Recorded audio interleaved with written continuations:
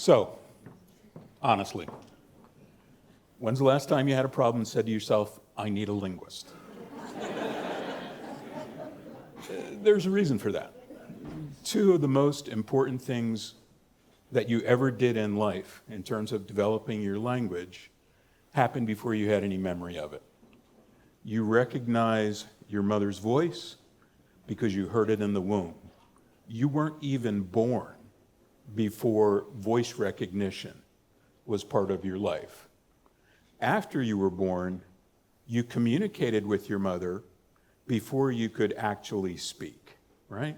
So language is so ubiquitous. It's so common to our everyday experience. We use it in so many of the realms of human existence that it's easily taken for granted, right? But it's easy to take your doctor for granted when you don't know you have cancer, okay? And the problem that I'm going to talk about today is a disease on the body politic.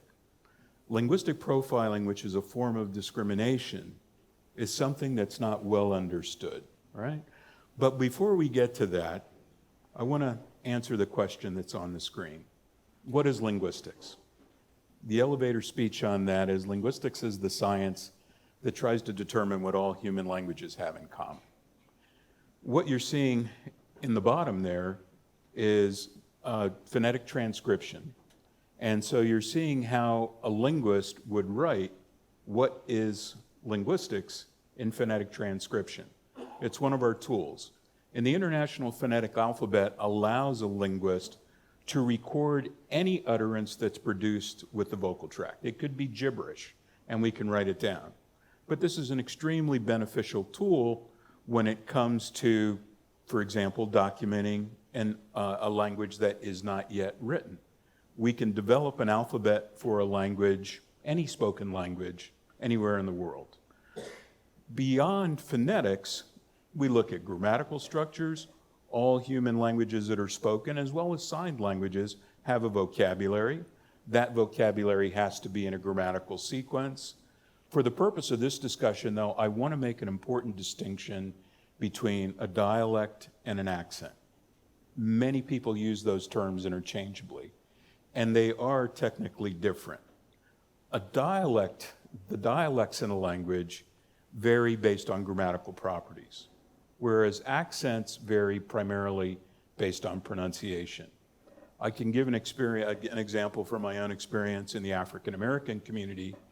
Many African Americans make an important grammatical distinction between a habitual state of affairs and a temporary state of affairs by using the word be, perhaps nothing at all, or is and are. So if I said, she be happy, that means she's happy most of the time. She's habitually happy. If I said she is happy or she happy, that's a relatively momentary state. It's a productive grammatical distinction that got many African American students like myself in trouble when they were in school, right? So as we move ahead with this, I need you to reflect on your own linguistic experiences. What's your first linguistic memory, right? Now, this is not some cute thing that you said that your parents told you that you don't remember, right? This is actually your very first linguistic memory.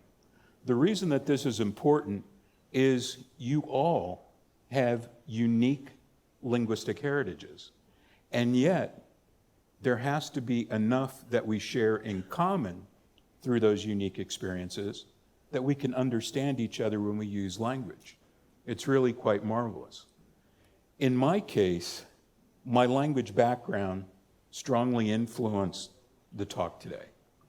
This is a picture of my fourth grade class, Los Angeles, California. You'll notice there's no white students. Also, it's important for me to point something out. When people look at me for the first time, especially in the age of Obama, they often falsely jump to the conclusion that I'm biracial. That's a mistake. The racial mixing in my family took place so long ago that I don't know who my white ancestors are.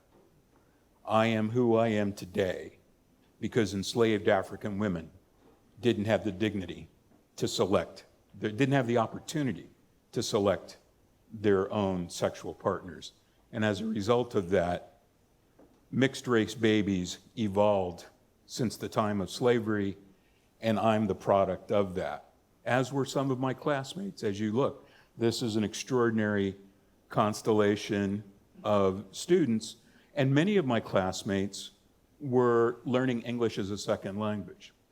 It was in this environment, in this linguistic incubator, that I began to develop some linguistic prejudice of my own. I was more comfortable with my friends who were native English speakers, and I mimicked and made fun of those kids who were learning English as a second language. I began to do some linguistic profiling. But then the next year, I moved into a very different situation.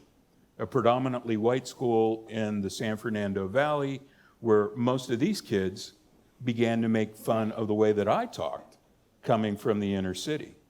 And in this environment, I was also exposed to racial profiling for the first time. If you're looking for me, I'm in the back row near the, I'm third from the left on the, up there on the top, right? So these kids, right, again, I'm the only minority student in class, a very different linguistic environment. And in this environment, I'm exposed to a different interpretation of how we look at race, how people interact with each other based on race. And through that, I began to discover what we learned about racial profiling. Now, for those of you that are younger and may not remember, the concept of racial profiling was first introduced when it was discovered that state troopers in New Jersey were pulling over much higher numbers of African American and Latino drivers than white drivers, even though they represented a minority of the population. The police officer could see them. Racial profiling is based on a visual cue. So if that's racial profiling, then what's linguistic profiling, right? So linguistic profiling occurs when someone's denied goods or services, typically over the telephone, sight unseen, based on the sound of their voice. And the best illustration of this is in a movie, West Side Story. Lots of new housing with more space. Lots of doors slamming in our face. I'll get a terrace apartment.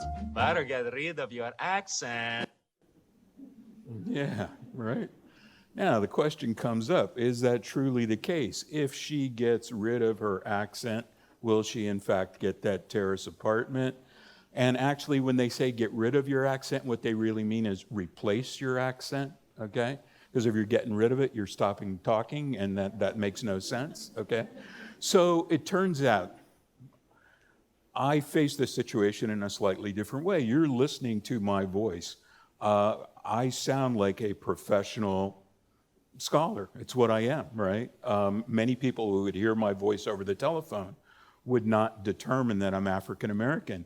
And that's actually what happened to me one year when I was invited to spend a year at the Center for Advanced Studies in the Behavioral Sciences on the Stanford University campus. I went to that community and I was trying to rent an apartment or a home for my family. And I was told in almost every instance, please come by, see the place, you know. And when I would show up in person, out of about 25 visits, there were about 4 that said, oh, there's a mistake. I'm so sorry. We just put the house on the market, or we just rented the apartment to someone else, right? Now I became suspicious, all right? And that suspicion led me to question whether or not I should pursue this perhaps legally or in some other way. I talked to some attorneys. They said, yeah, you might have a law case. And I thought, you know, this is an opportunity for me actually to conduct some research, right? And so you'll recall the slides from where I grew up as a child. I have a fair amount of linguistic dexterity. And so what I did was in 5 different communities in the Palo Alto area, I began to call different prospective landlords. And I thought that, you know, I was going to be quite insightful with this new discovery, only to find out that linguistic profiling is in the Bible, the Old Testament. Judges, the Ephraimites, when they tried to cross the River Jordan, were told, say shibboleth, but they pronounced it sibboleth. 42,000 of them were killed. Linguistic profiling was lethal then, right? You didn't just lose your housing, you lost your life.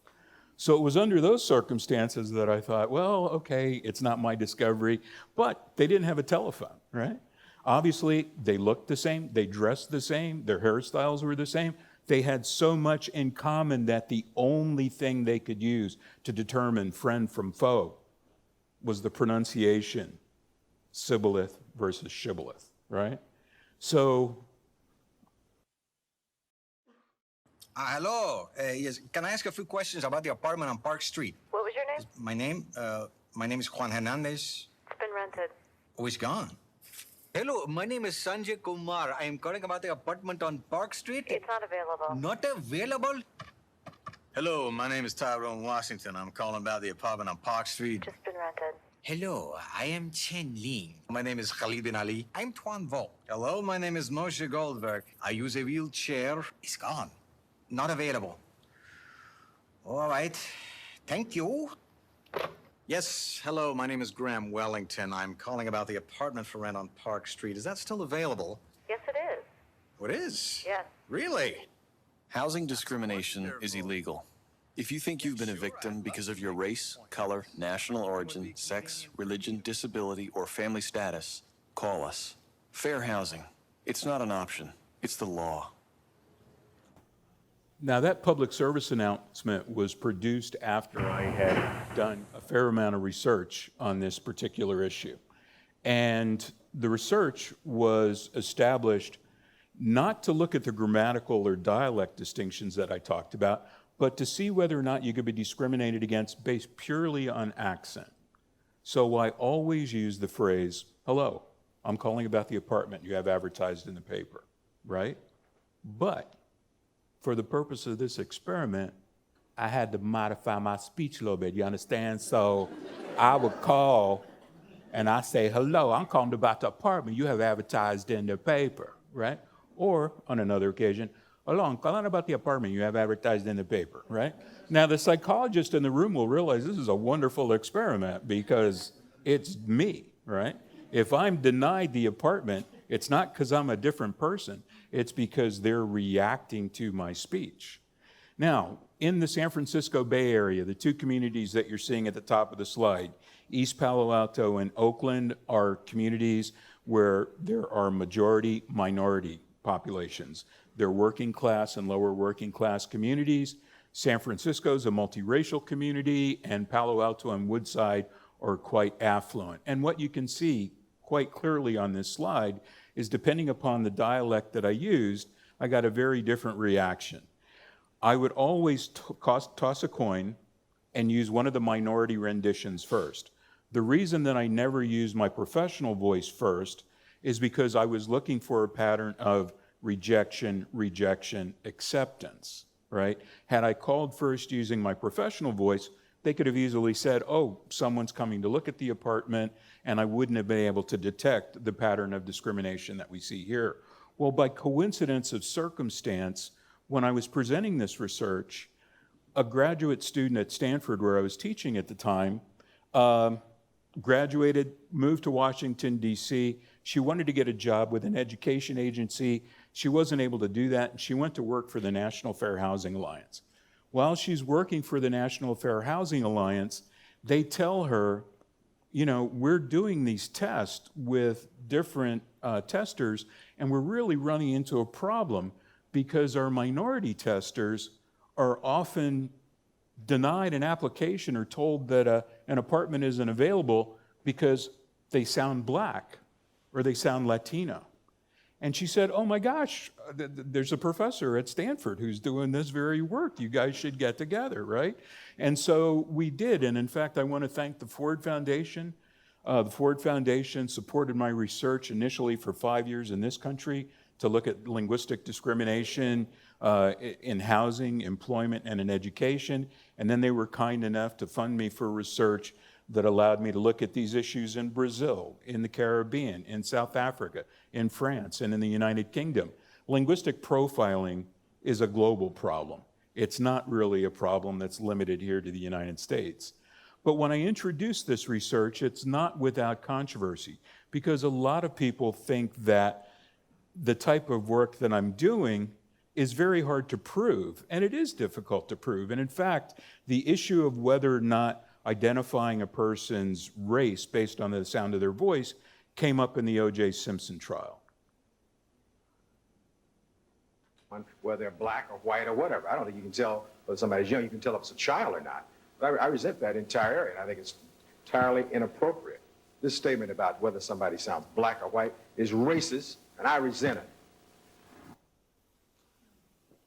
So we need to take into account that Mr. Cochran was trying to help his client get an acquittal, right?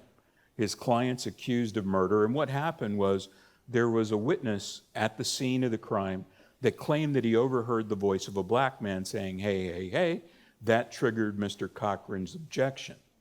Now, it's important to recognize that when you answer the telephone, one of two things happen. You either recognize the caller or you don't. If you don't recognize the caller, you will draw demographic inferences. It doesn't make you a racist or a sexist. We judge whether or not we're speaking to a child or an adult, a man or a woman. And often we're drawing conclusions about the region of the country where they grew up or their racial background. All of that is not linguistic profiling. Linguistic profiling occurs if you're in a position to deny someone goods or services and you act on those demographic inferences in a discriminatory way, right?